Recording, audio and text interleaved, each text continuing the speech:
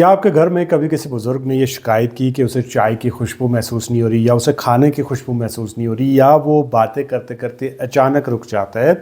हम इसे अक्सर बुढ़ापे का असर समझते हैं, मगर ये दुनिया की सबसे ख़तरनाक बीमारी डिमेंशिया की शुरुआत हो सकती है, जो कि याददाश्त कमज़ोर होने से तकरीबन 10 साल पहले ही हमारे जिस्म में खामोशी से शुरू हो जाती है।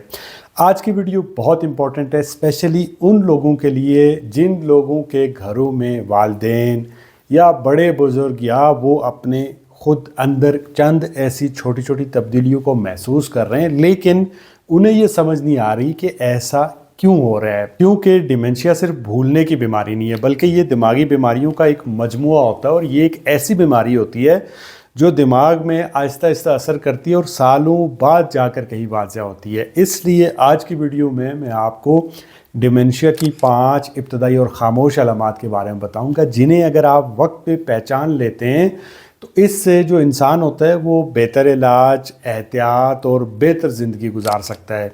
डिमेंशिया की जो पहली अलामत है वो है सूंघने की हिस्स का कम होना। क्या आपने कभी महसूस किया कि आपको खुशबू पहले की तरह महसूस नहीं होती, या फिर आपको सुबह की चाय कॉफ़ी का जो जायका है वो मध्यम सा महसूस हो रहा है, खाने का जो जायका है वो फीका लग रहा है, या फिर बारिश के बाद जो मिट्टी की खुशबू होती है वो पहले की तरह महसूस नहीं हो रही? हम इसे अक्सर उम्र का असर समझकर नज़रअंदाज कर देते हैं, लेकिन इसका ताल्लुक डायरेक्टली हमारे दिमाग के साथ होता है, क्योंकि हमारे जो नाक से सूंघने की मालूमात है वो डायरेक्टली दिमाग के उस हिस्से जिसे हिप्पोकैम्पस कहते हैं उसमें दाखिल होती हैं, जो कि याददाश्त से जुड़ा होता है। और डिमेंशिया या अल्जाइमर में सबसे पहले यही हिस्सा मुतासर होता है। इसलिए भूलने की बीमारी शुरू होने से कई बरस पहले ही आपके सूंघने की हिस्स मुतासर होना शुरू हो जाती है। स्पेशली बड़े बुजुर्ग जो लोग हैं उनमें अगर आपको ये अलामात नज़र आएँ और ये तेज़ी से महसूस हो रही हो तो अपने डॉक्टर से मशवरा ज़रूर करिए।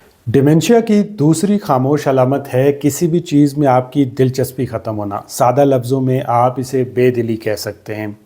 ये बहुत ही ख़तरनाक अलामत है, क्योंकि इस अलामत को अक्सर लोग बीमारी समझते ही नहीं हैं। आप ज़रा अपने घर के किसी बुज़ुर्ग के बारे में सोचें जो पहले बहुत एक्टिव रहते थे, पहले बहुत खुश रहते थे, दोस्तों से मिलते जुलते थे, मगर अब उन्होंने बाहर आना जाना छोड़ दिया है। अब उनकी हर चीज़ के अंदर दिलचस्पी ख़त्म हो गई है, किसी भी चीज़ का शौक़ नहीं रहा, किसी भी काम को करने में दिल नहीं लगता। ये कैफियत अफसरदगी से ज़रा मुख्तलिफ होती है, वो बस अंदर से खाली महसूस करता है। तिब्बी ज़ुबान में इसे बेदिली कहा जाता है, यानी किसी भी इंसान का किसी चीज़ के अंदर दिलचस्पी या ख्वाहिश का कम हो जाना।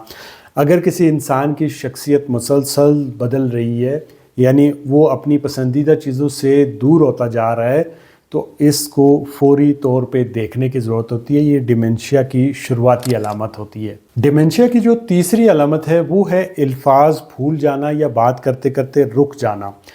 कभी कभार अल्फाज का भूल जाना बिल्कुल नॉर्मल है, लेकिन अगर मुसलसल ऐसा हो रहा है कि आपके घर में कोई बुज़ुर्ग हैं जो हर वक्त बात करते करते भूल जाते हैं और वो आपसे पूछते हैं कि मैं क्या कह रहा था, या फिर जब वो टीवी चला रहे होते हैं तो वो रिमोट की बजाय कोई और चीज़ उठा लेते हैं, या माइक्रोवेव में जब खाना गर्म करना होता है तो वो उसको माइक्रोवेव की जगह मशीन कह के बुलाते हैं।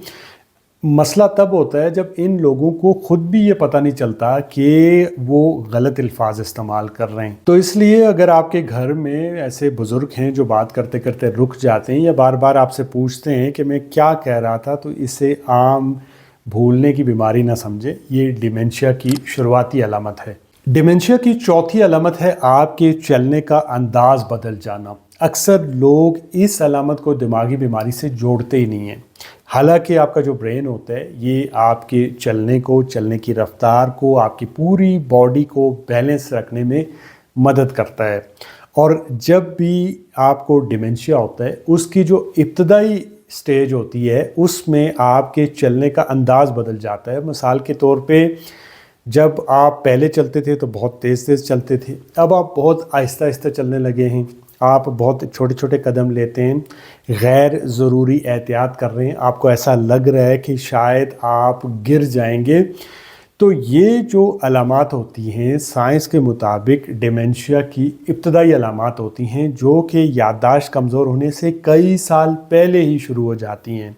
ख़ासकर आपके घर में जो बड़े बुज़ुर्ग हैं उनमें आप ये अलामत देख सकते हैं। डिमेंशिया की जो 5वीं अलामत है वो है ख्वाब में जिस्मानी हरकत करना।